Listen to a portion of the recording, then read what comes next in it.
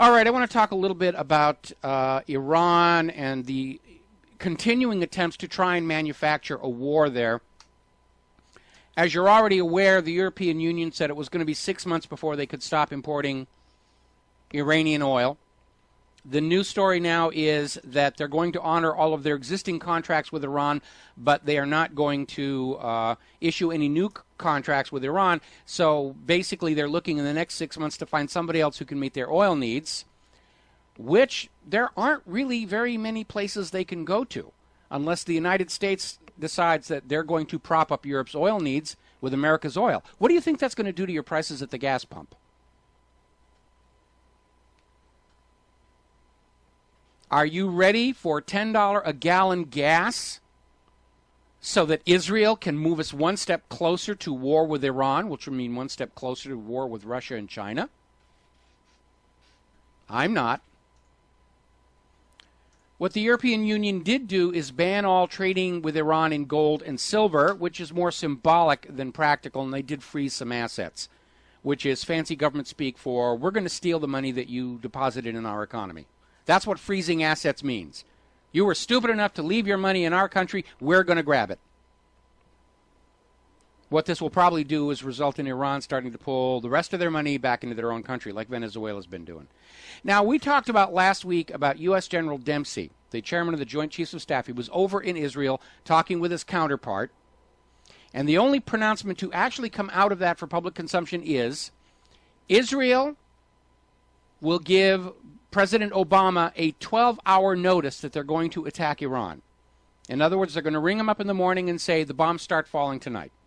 And they will not give the U.S. any more advance warning than that, which basically underscores the fact that Israel's in control of this war, not the United States of America. So all this talk about we're not going to give Israel permission. Well, basically what Dempsey just came back and said, Israel isn't waiting for our permission. They're going to go, and all they'll do is give us 12 hours notice to get our ducks in a row, so to speak. Now, over the weekend, a little piece of news came in that the United States is sending another carrier to the Gulf region. They're sending the USS Enterprise. And the USS Enterprise obviously is a well-known name with Americans because of the Star Trek TV series. As a matter of fact, one of the Star Trek feature films, the Star Trek feature film number 4, was actually filmed in part on the aircraft carrier, the USS Enterprise. So Leon Panetta was sending them all off to the crew that they're going to the Persian Gulf in a direct message to Tehran. Now, the USS Enterprise is 50 years old. It's the oldest aircraft carrier in the fleet. It's about ready to be retired. In fact, it's scheduled for decommissioning and scrapping next year.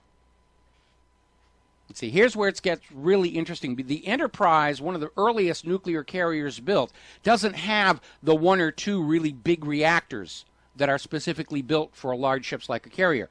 So the Enterprise is powered with 8 of the little tiny nuclear reactors that Admiral Hyman Rickover developed for the nuclear submarines.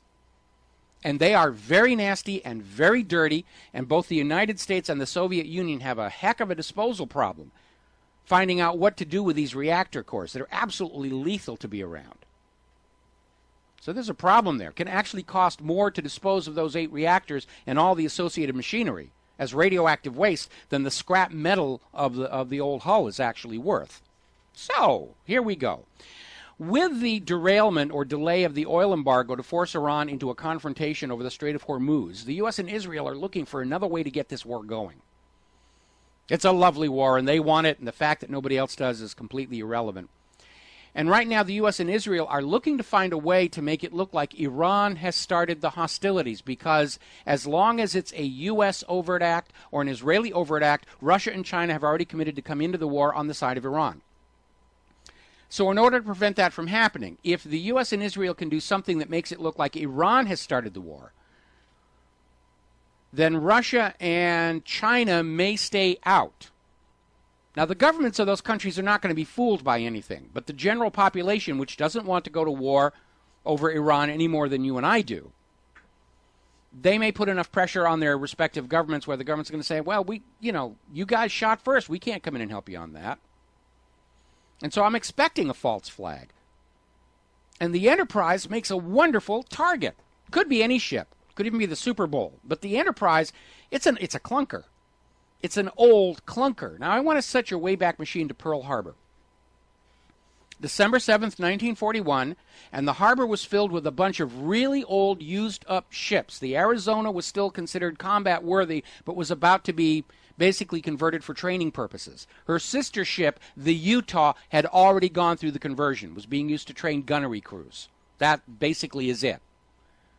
All the modern U.S. Navy ships, the carriers and their fast escorts, were out of Honolulu Harbor, off to the southwest, out of range of the Japanese striking force when the Japanese attacked Pearl Harbor. We now know, because of those documents declassified in 1994, that the Pearl Harbor attack was not a surprise, that President Roosevelt goaded Japan into it because he needed it to look like Japan struck the first blow, even though Roosevelt had been poking at Japan for a year ahead of the time.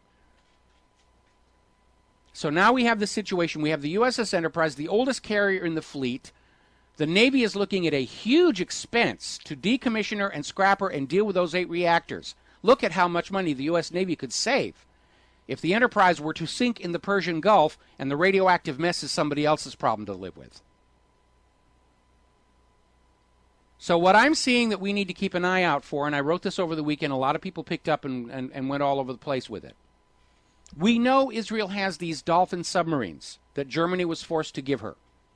We know they can launch Tomahawks, Harpoon missiles. The Israelis have their own anti-ship cruise missile called the Popeye. And, of course, conventional torpedoes. These Dolphin submarines from Israel have been seen transiting the Suez Canal on numerous occasions. They could already be in the Persian Gulf right now, lying in wait for a sacrificial lamb. Because right now that Enterprise is worth more as a sacrificial lamb. Remember the Maine! Than it is as an actual weapons platform. So you have a Dolphin submarine up real near the coast of Iran. They fire a torpedo. They destroy the Enterprise and sink it with huge loss of American life. And Obama will be up there in Congress saying, "A day that will live in infamosity. Those dastardly those dastardly Iranians." And we'll be off and running again.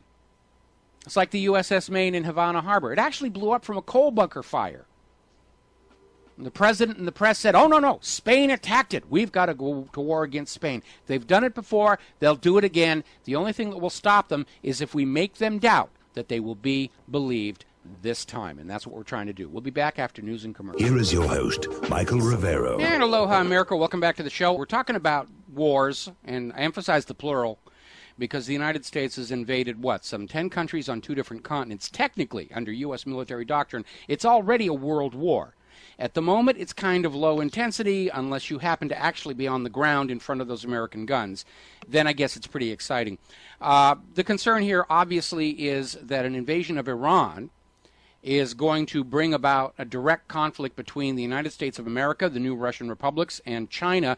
China and Russia are already talking about allying against the United States' aggression, the way the rest of the world united against Nazi Germany's aggression in the middle of the last century. We're replaying that history of the last century in front of our very eyes. The only difference is this time the United States gets to play the role of bad guys.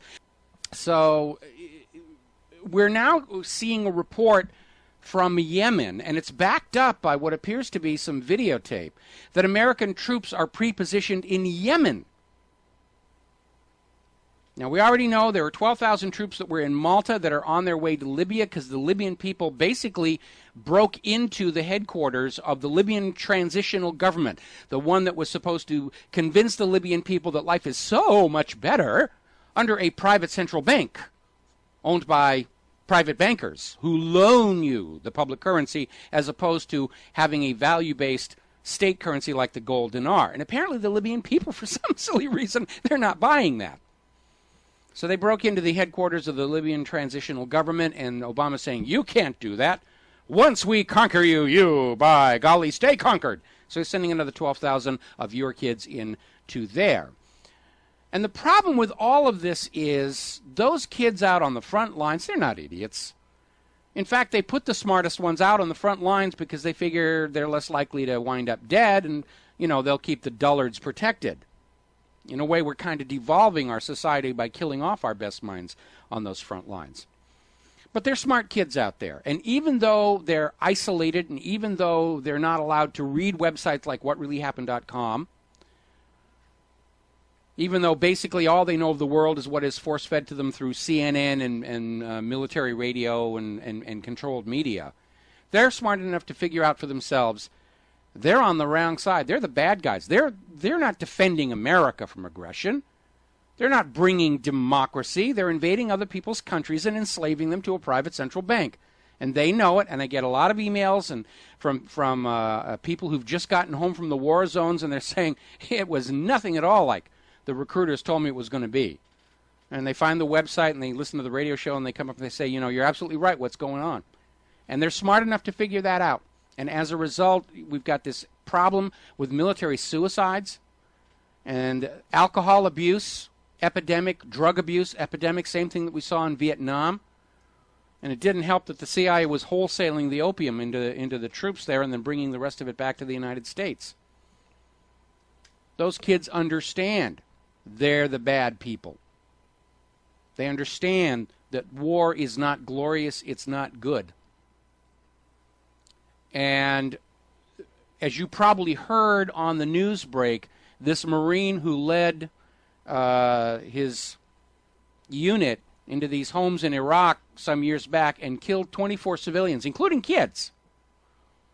And there was a video of it where we saw this one guy, we're saying, I think this guy's faking it, and he's faking it, and one of the troops just pointed the gun at it. It was lying on the floor, not moving, pointed a gun at his head, pulled the trigger, and said, he's dead now. The guy who was responsible for all of this is going to get 3 months in jail for 24 murders. That'll teach him. And we are rightly insulted that Marines who kill 24 innocent people only get 3 months in jail, just like we're insulted that the editor of the Atlanta Jewish Times, he apologizes and he's off the hook for threatening to assassinate the President of the United States. The justice is very much one-sided and biased in this country. But even with such light punishment, I am certain that that Marine understands now, looking back, that he probably did wrong. And if he doesn't realize it now, it will come back to haunt him later on. And I saw this again back in Vietnam. A lot of kids I knew went off to Vietnam. Some were drafted. Some were they were ready to go. Yes, I've enlisted. I'm going to go out there. And when they came back, and they were very, very changed. And even when they came back still saying, yes, I did good over there, you could just see over time that inside their head, all of the buried doubts, the guilts started to surface. And it tore a lot of them apart. It absolutely did. This seems like a good point to repeat one of my favorite quotations regarding the true nature of war. Every gun that is made, every warship launched, every rocket fired signifies in the final sense a theft from those who hunger and are not fed, those who are cold and are not clothed. This world in arms is not spending money alone. It is spending the sweat of its laborers, the genius of its scientists, the hopes of its children. The cost of one modern heavy bomber is this: a modern brick school in more than 30 cities. It is 2 electric power plants, each serving a town of 60,000 population. It is 2 fine, fully equipped hospitals. It is some 50 miles of concrete highway. We pay for a single fighter with 500,000 bushels of wheat. We pay for a single destroyer with new homes that could have housed more than 8,000 people. This, I repeat, is the best way of life to be found on the road the world has been taking. This is not a way of life at all in any true sense. Under the cloud of threatening war, it is humanity hanging from a cross of iron. That was a speech by President Dwight D. Eisenhower, a president who actually did serve in combat and who knew well the horrors of war. And as president did everything he could to pull us back from the brink of being a permanent warmongering nation. He opposed the military-industrial complex. He warned us about it in his farewell address. And sadly, possibly because we were being blinded by the corporate media at the time, which serves the defense contractors and not the common good of humanity, we didn't listen. We got lazy, we got complacent, we were watching Father Knows Best and Leave It to Beaver, and we weren't paying attention as we continued on down that road to a permanent warmongering nation that cannot survive other than through conquest and pillage.